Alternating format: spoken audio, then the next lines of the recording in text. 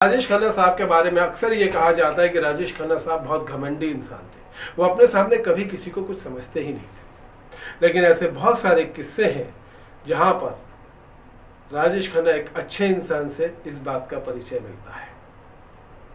एक ऐसा ही किस्सा है जो दीपिका से जुड़ा हुआ है, अभिनेत्री दीपिका से। अभिनेत्री दीपिका वही है जिन्होंने रामानंद सागर की टीवी सीरियल रामायण में सीता की भूमिका निभाई थी, और उन्हीं दिनों दीपिका को सुपरस्टार राजेश खन्ना के साथ काम करने का मौका मिला।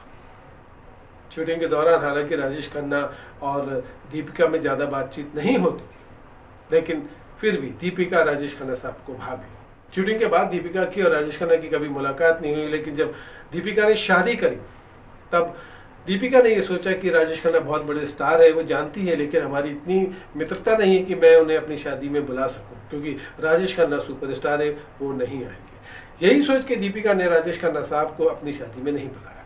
लेकिन जब ये बात राजेश खन्ना साहब को पता चली कि दीपिका की शादी है, तो बिना बुलाए राजेश खन्ना ने दीपिका की शादी के रिसेप्शन में जाने का प्रोग्राम बना लिया।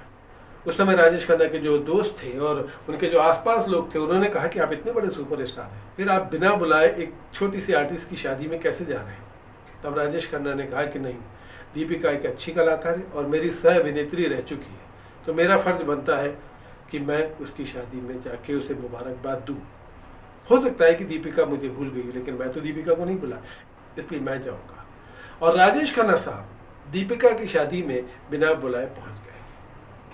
राजेश खन्ना साहब जब दीपिका की शादी में पहुंचे तो दीपिका उन्हें देख के हैरान रह गई, क्योंकि उन्हें तो उम्मीद ही नहीं थी कि राजेश खन्ना उनकी शादी में आएंगे। तब दीपिका ने राजेश खन्ना से माफ़ी मांगी। उन्होंने कहा कि आप बहुत बड़े स्टार हैं, मैंने आपके साथ काम किया है, लेकिन हमारी इतनी मित्रता नहीं हुई थी, इसलिए मैंने आपको शादी में इन्वाइट नहीं किया, क्योंकि मैं सोच रही थी कि आप नहीं आएंगे। अब राजेश खन्ना मुस्कुराया और उन्हें शादी की मुबारकबाद दी, कुछ देर ठहरे और वहाँ से चले गए। तो इस तरह के थे हमारे राजेश खन्ना साहब। भले लोग उन्हें भूल जाए, भले लोग उन्हें नज़रअंदाज करें, लेकिन राजेश खन्ना साहब को जो अच्छा लग जाता था, राजेश खन्ना साहब कभी उसको नज़रअंदाज नहीं करते थे। तो दोस्तों, ये था बॉलीवुड का एक छोटा सा किस्सा। ऐसे और भी किस्से हमारे पास मौजूद हैं। अगर आप बॉलीवुड के किस्से कहानियों से जुड़ना चाहते हैं तो हमारे चैनल बॉलीवुड झलक को सब्सक्राइब करिए और हमारे अगले वीडियो का इंतज़ार करिए। तब तक के लिए बाय।